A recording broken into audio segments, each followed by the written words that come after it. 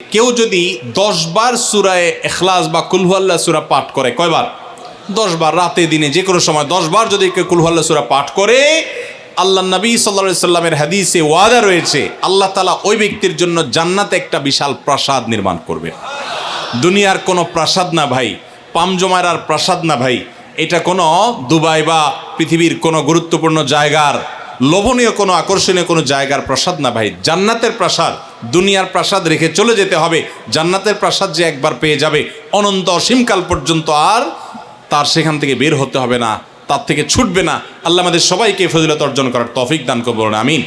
তাহলে সূরা ইখলাস 10 বার মাঝে মধ্যে পড়তে যদি আমরা চেষ্টা করি, পুরা সূরাটা একবার পড়তে 1 মিনিট সময় কিন্তু লাগে না। কুল হুয়াল্লাহু আহাদ আল্লাহুস সামাদ লাম ইয়ালিদ ওয়া লাম ইউলাদ ওয়া লাম ইয়াকুল লাহু কুফুয়ান আহাদ। কয় সেকেন্ড সময় লাগছে? 20 সেকেন্ড, 25 সেকেন্ড। আপনি চাইলে 1 মিনিটে 3 বার কুল হুয়াল্লাহ সূরা পড়তে পারেন, তার মানে 1 মিনিটে পুরো কোরআন খতম দেওয়ার সওয়াব আপনি লাভ করতে পারেন। তাহলে অবসর সময়গুলোতে আমরা মুখস্থ তো সবারই আছে, পড়ার চেষ্টা করব না ইনশাআল্লাহ। আল্লাহ আমাদের সবাইকে তৌফিক দান করুন। এবং পড়ার পাশাপাশি এই সূরাতে আল্লাহর একত্ববাদের কথা বলা আছে, মূল বিষয়টা সেটা, শুধু সওয়াব আহরণ করাই উদ্দেশ্য না, বরং এখান থেকে আল্লাহর একত্ববাদের শিক্ষা নিতে হবে।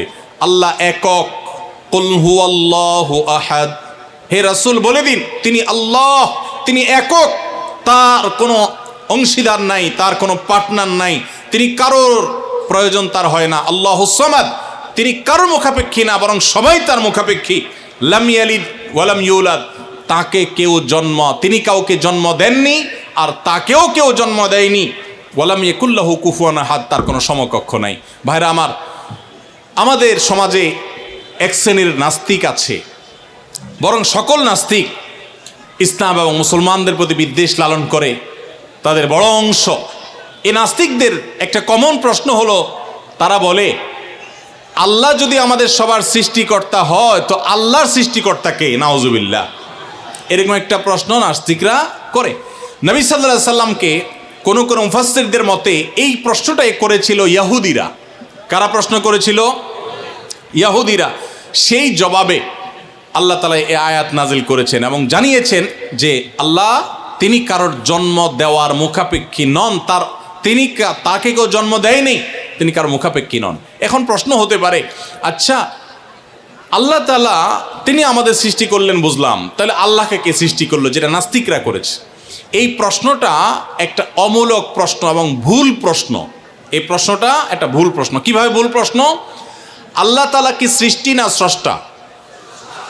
সবাই উত্তর দেন। আল্লাহ কি সৃষ্টি নাকি সৃষ্টিকর্তা?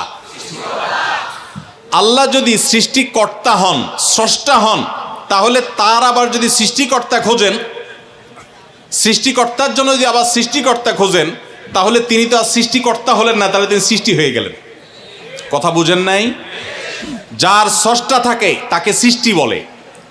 আমার একজন স্রষ্টা, এক সত্তা আছে, স্রষ্টা, যিনি আমাকে সৃষ্টি করেছেন, আপনাকে সৃষ্টি করেছেন, তাহলে আমরা হলাম সৃষ্টি। যাকে কেউ সৃষ্টি করে তিনি হলেন সৃষ্টি। আমাদের আল্লাহর যদি আরেকজন স্রষ্টা আপনি খোঁজেন, তার মানে আপনি আল্লাহকে সৃষ্টি মনে করতেছেন। আসলে আল্লাহ তো সৃষ্টি না, তিনি হলেন কে? স্রষ্টা। স্রষ্টার আর কোনো সৃষ্টিকর্তার প্রয়োজন। যদি বলেন যে আল্লাহরও আবার সৃষ্টিকর্তা লাগবে, তখন তো প্রশ্ন আসবে সেই সৃষ্টিকর্তার আবার সৃষ্টিকর্তাকে। এইভাবে তো অনন্ত অসীমকাল পর্যন্ত যেতে থাকবে, এটা তো হতে পারে না। এই জন্য পৃথিবীর সব কিছু, সৃষ্টি জগতের সব কিছু কোনো কারণ ছাড়া হয় না। এক মহান সত্তা আল্লাহ রাব্বুল আলামিন, তিনি এমন এক সত্তা যে তিনি নিজে সব কিছু সৃষ্টিকর্তা, তাকে কেউ সৃষ্টি করেন নাই। তার আগে চিন্তা করে যদি আপনি হয়রান হন, তো আল্লাহর কাছে পানা চাইবেন, বরং এই চিন্তা না করে আপনি আল্লাহর প্রতি ঈমান আনবেন, শয়তান থেকে পানা চাইবেন।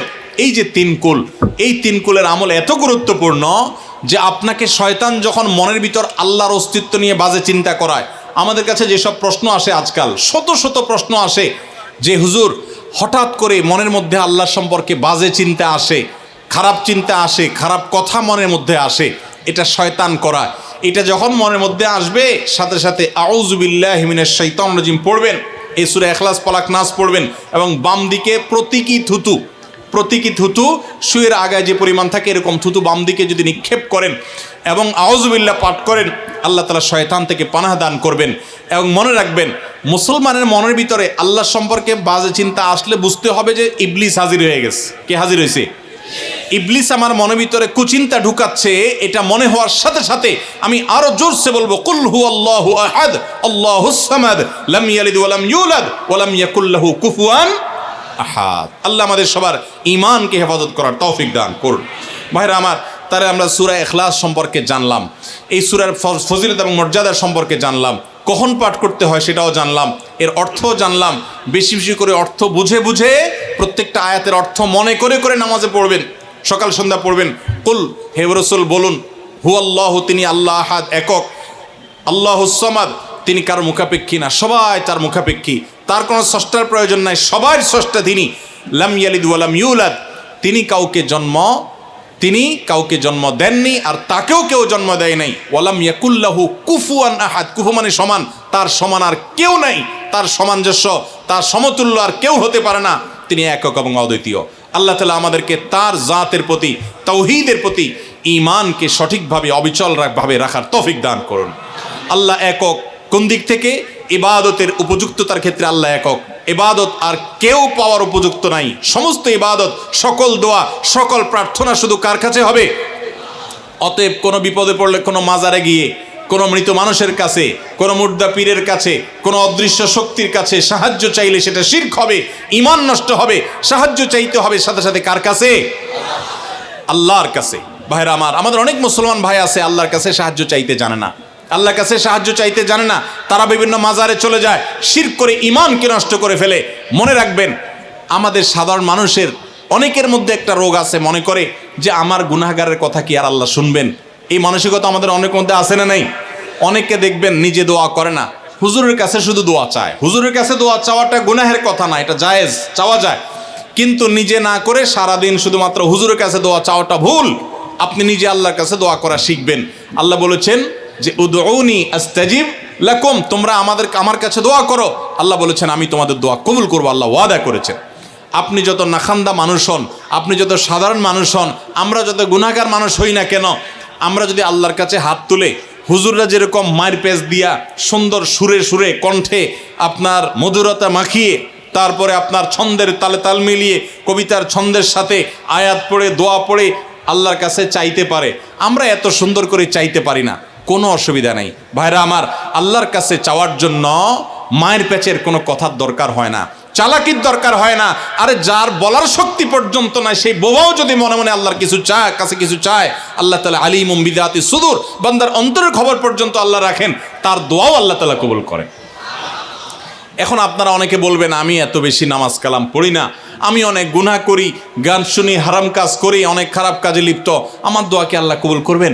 আমি আপনাকে কোরআনের আলোকে আল্লাহর প্রতি আস্থা রেখে বলছি যে আপনি যত গুনাহগার বান্দাই হন না কেন, আল্লাহর কাছে যদি আপনি চাওয়ার জন্য সেই রকম আন্তরিকতা নিয়ে আপনি চান, খুব মায়ের পেজ দিয়ে না চান, আল্লাহ আমি একটু চাকরি নিয়ে বিপদে আছি, আল্লাহ আপনার হাতে সব কিছু, আমার মালিক, আমার কর্তৃপক্ষ, বস, সবার মন আপনার নিয়ন্ত্রণে, আপনি আমার চাকরির সমস্যাটা দূর করে দেন, আল্লাহ আমি বিপদে আছি, এটা দূর করে দেন। আল্লাহ তাআলা আপনার দোয়া কবুল করবেন। এই জন্য আমরা দোয়া করব কার কাছে? ইনশাআল্লাহ আল্লাহর কাছে। ওয়াইদা সাআলতা ফাসআলিল্লাহ ওয়াইদা ইসতাআনতা ফাসতাইন বিল্লাহ। নবী সাল্লাল্লাহু আলাইহি ওয়াসাল্লাম শিক্ষা দিয়েছেন তার এক সাহাবীকে, চাইবা যখন আল্লাহর কাছে, সাহায্য চাইবা আল্লাহর কাছে। আল্লাহ আমাদের সবাইকে তৌফিক দান করুন।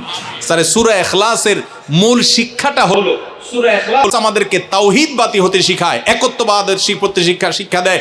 ইহুদিরা তারা উযাইর আলাইহিস সালামকে আল্লাহর পুত্র বলে, নাউজুবিল্লাহ। খ্রিস্টানরা ঈসা আলাইহিস সালামকে আল্লাহর পুত্র বলে, নাউজুবিল্লাহ। মারিয়ামকে আল্লাহর স্ত্রী বলে, নাউজুবিল্লাহ। মক্কার মুশরিকরা ফেরেশতাদেরকে আল্লাহর কন্যা বলে, নাউজুবিল্লাহ। এই সব কিছু থেকে পবিত্র মুসলমানেরা তারা কোনো প্রকার সীমালঙ্ঘন করে না, তাদের নবীকে অন্য কাউকে আল্লাহর সন্তান সাব্যস্ত করে না। কোরআনের এই সূরায় আল্লাহ তাআলা সেটাই বলেছে। অতএব আল্লাহ সম্পর্কে সেই সঠিক ধারণাটা আমরা গ্রহণ করব, এটা হলো এই সূরার শিক্ষা।